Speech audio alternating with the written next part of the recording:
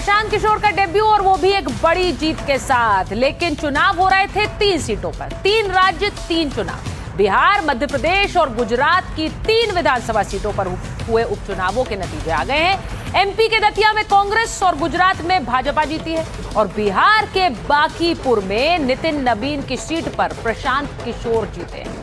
जन स्वराज पार्टी के फाउंडर प्रशांत किशोर 19,324 वोटों से जीते हैं। अब प्रशांत किशोर को 64,151 वोट मिले, जबकि भाजपा प्रत्याशी नीरज कुमार सिन्हा को 44,827 वोट मिले।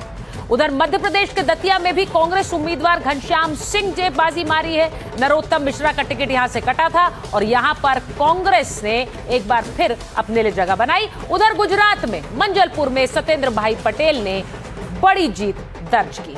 तो ये 3 सीटें थी, लेकिन चर्चा सबसे ज्यादा बांकीपुर की थी। क्यों बांकीपुर की चर्चा थी, आगे बात करेंगे। और प्रशांत किशोर ने आज सबसे पहले एक रोड शो निकाला है जीत के बाद, वो तस्वीरें आपको दिखा रही हूं जन स्वराज और पीके के समर्थकों ने। बहरहाल बांकीपुर सीट, एक सीट से कैसे कई संदेश गए हैं। बांकीपुर सीट पर बीजेपी की हार के कई मायने हैं। 1995 से बांकीपुर की सीट पर बीजेपी जीती। 2005 तक नबीन किशोर इस सीट से विधायक रहे। 5 के बाद 5 बार नितिन नबीन विधायक बने। अब 35 साल बाद इस सीट पर बीजेपी हारी। सवाल उठा कि क्या सवर्ण वोट में बंटवारा हुआ, क्या बीजेपी को पारंपरिक वोटर ने वोट नहीं दिया। बांकीपुर में सवर्ण वोटों को निर्णायक माना जाता है। सवर्णों में भी कायस्थ वोटरों की संख्या यहां सबसे ज्यादा है। बीजेपी ने मैदान में कायस्थ प्रत्याशी को ही उतारा। क्या पीके के सामने कमजोर चेहरा हार की वजह बना? क्या नीरज के चेहरे पर सवर्ण वोट एकजुट नहीं हुआ? आप नीरज कुमार को ही देख रहे हैं, नितिन नबीन के पीछे उन्हीं की तस्वीर लगी है जिनको उतारा गया। क्या नितिन नबीन के जाने का असर बीजेपी ने उठाया? क्या पीके ने खुद उतरकर मुकाबले का समीकरण बदल दिया? सबसे बड़ी बात यह है कि क्या प्रशांत किशोर वो बड़ा चेहरा बन गए जिनके पीछे जनता खड़ी हो गई? नतीजों को देखें तो सारे वोट 2 पार्टियों में बटे हैं, एक जन स्वराज पार्टी, दूसरी भारतीय जनता पार्टी। तो क्या सवर्ण वोट पीके की तरफ शिफ्ट हुआ है? क्या कम वोटिंग बीजेपी की हार की वजह रही है? अब की बार बांकीपुर उपचुनाव में तकरीबन 34.3% वोटिंग हुई। पारंपरिक रूप से इस सीट पर कम मतदान ही होता है, लेकिन 2025 विधानसभा चुनाव में 41.35% मतदान हुआ। उससे पहले 2020 विधानसभा चुनाव में 36.9%, 2015 में 40% मतदान हुआ था। बांकीपुर के नतीजों से एक सिग्नल और मिलता है। बांकीपुर में हार बीजेपी से ज्यादा आरजेडी के लिए बड़ी है। जो चुनावी लड़ाई पहले बीजेपी और आरजेडी में होती थी, अब उस लड़ाई में आरजेडी की जगह क्या जन स्वराज ने ले ली है। इसीलिए पीके की जीत बीजेपी के लिए भी और आरजेडी के लिए भी बड़ा संदेश है। तो आज जब पीके की जीत की हर तरफ चर्चा हो रही है, तो जश्न में शामिल होने उनकी पत्नी जानवी दास भी पहुंची। बांकीपुर का संदेश साफ है, बिहार का मतदाता परंपरागत राजनीतिक ध्रुवीकरण से आगे बढ़कर नए विकल्पों को मौका देने के लिए तैयार। ये तस्वीरें प्रशांत किशोर की पत्नी की है, जरा इन्हें पूरा दिखाइए। प्रशांत किशोर की पत्नी आज उनके समर्थकों के बीच पहुंची।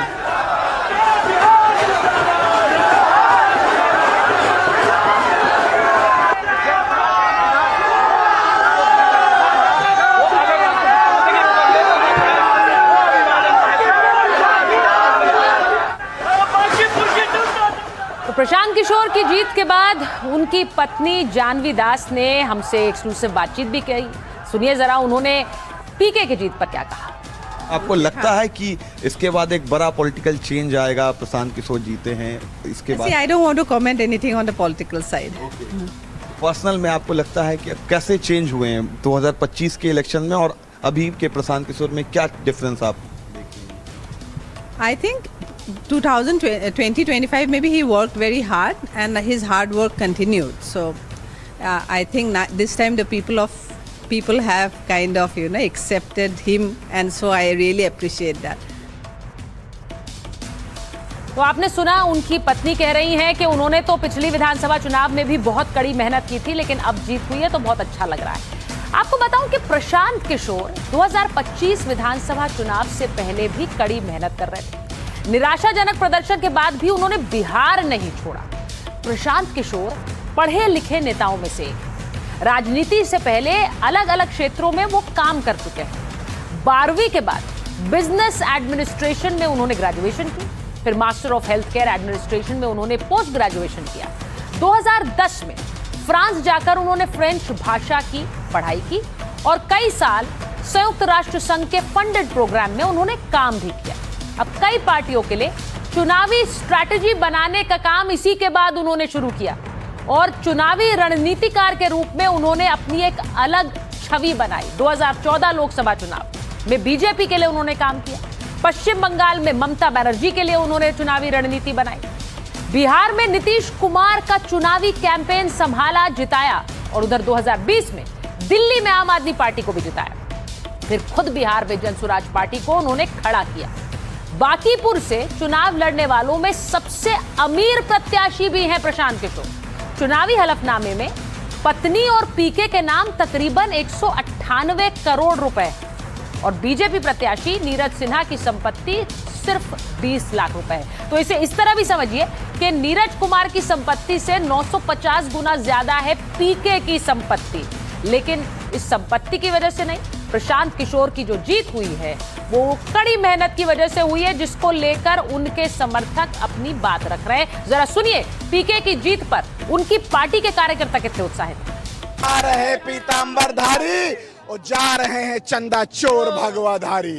यही प्रशांत किशोर 3.5 साल तक गांव-गांव घूम रहा था तो ये वाजपेयी अपने घमंड में चोर मजाक उड़ा रहे थे। आज जनता ने बताया 35 साल का किला और 35,000 से प्रशांत किशोर की जीत। ये परिणाम वोटिंग में ही परिलक्षित था। मतदान के दिन ही जो परिणाम आ रहे हैं परिलक्षित था। हम लोगों की निश्चित जीत होगी और भारी अंतर से होगी। भ्रष्टाचार को हराना है, सत्य में हो जाए, सत्य की जीत हो, असत्य की हार हो। भ्रष्टाचारियों को मतलब दुराचारियों को इस पॉलिटिक्स से दूर किया जाए, यही हम बिहारियों का मांग है। और प्रशांत जी के नेतृत्व में जो एक बिहार के गांधी हैं और बिहार में नया बिहार बनाने का, जिसमें शिक्षा, रोजगार और पलायन का जो समस्या है वह दूर हो, बिहार में ही सारी व्यवस्था हो। अब प्रशांत किशोर की जीत क्या सम्राट और तेजस्वी के लिए बड़ी चुनौती है?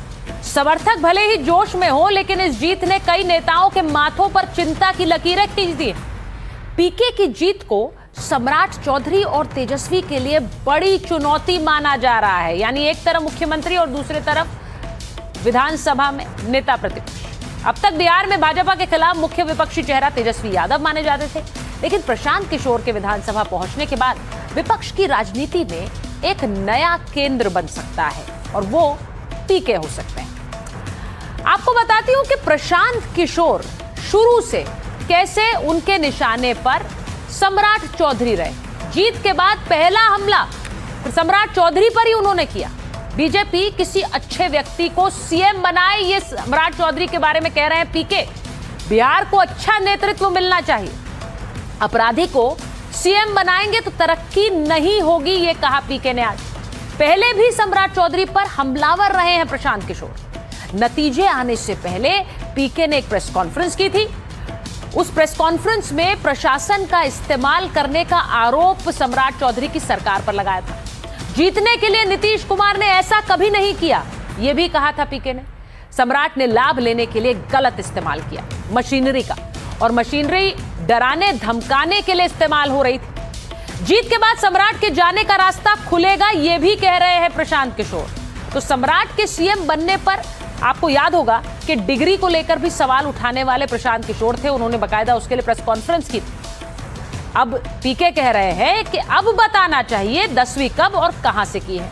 फर्जी डिग्री लगाकर सीएम बनना चिंता का विषय है। तो पीके ने शुरुआत से बिहार विधानसभा के प्रचार के दौरान से जो हमला सम्राट चौधरी पर शुरू किया वो आज भी जारी है। सुनिए प्रशांत किशोर ने किस तरह के आरोप सम्राट चौधरी पर लगाए। लड़ाई व्यक्तिगत नहीं है। सम्राट चौधरी का जो चाल चरित्र चेहरा है वो पब्लिक डोमेन में है। अगर आप किसी अपराधी को बिहार का राजा मुख्यमंत्री बनाएंगे तो बिहार की तरक्की नहीं हो सकती है। तो हम लोग की लड़ाई किसी व्यक्ति से नहीं है। बहुमत भाजपा का है, एनडीए का है, मुख्यमंत्री तो उन्हीं का बनेगा। हम लोग बस इतना ही आग्रह कर रहे हैं, बिहार की जनता इतना ही आग्रह कर रही है, बांकीपुर की जनता इतना ही मोदी जी से आग्रह कर रही है कि किसी अच्छे चरित्रवान काबिल आदमी को बिहार का मुख्यमंत्री बनाइए। बड़ी बात यह है कि ये चुनाव बांकीपुर के नाली गली पर नहीं लड़ा गया है, ये चुनाव लड़ा गया है कि बिहार का नेतृत्व किसके हाथ पे होना चाहिए। सम्राट चौधरी की जगह किसी कुशवाहा को बनाना है, बनाइए, कोई दिक्कत नहीं है, कुशवाहा को ही बनाइए, लेकिन कुशवाहा समाज के ही किसी अच्छे आदमी को बनाइए। प्रशांत किशोर की जीत पर सम्राट चौधरी ने बधाई दी। पीके सम्राट चौधरी पर निशाना साध रहे हैं, लेकिन बांकीपुर में उनकी जीत पर सीएम ने उन्हें बधाई दी है। ये देखिए, सोशल मीडिया पर पोस्ट कर लिखा, लोकतंत्र के महापर्व में बांकीपुर विधानसभा उपचुनाव में जनता ने जन सुराज को चुना है। मैं जनता के इस निर्णय का सम्मान करते हुए श्री प्रशांत किशोर जी को उनकी जीत पर हार्दिक बधाई देता हूं। तो आप सुनिए, एक तरफ पीके के निशाने पर, टारगेट पर सम्राट चौधरी हैं, तो दूसरी तरफ सम्राट चौधरी उन्हें एक्स पर बधाई दे रहे हैं।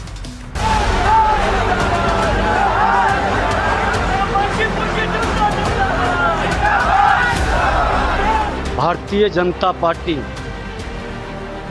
हमेशा शिरोधार्य की है। हम कभी भी ठीकरा चुनाव आयोग या ईवीएम पर नहीं फोड़ते हैं।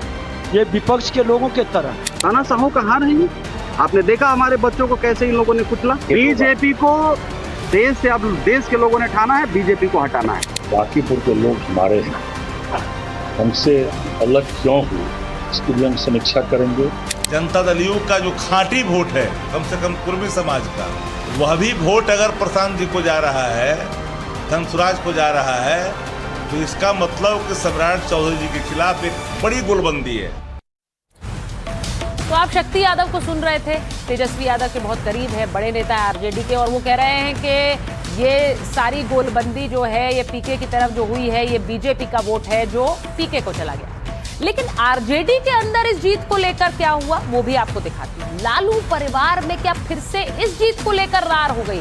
रोहिणी आचार्य, लालू यादव की बेटी, वो कह रही है जीत उसकी जरूर होती है जो लगातार लड़ता है। उधर दूसरी तरफ मीसा भारती कुछ और कह रही है।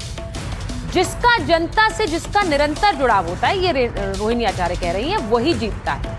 जो कार्यकर्ताओं और समर्थकों का सम्मान करता है, उनके साथ संपर्क और संवाद कायम रखता है, ये जीत बीजेपी के विरोध और लोकतंत्र में जनता के विश्वास की है।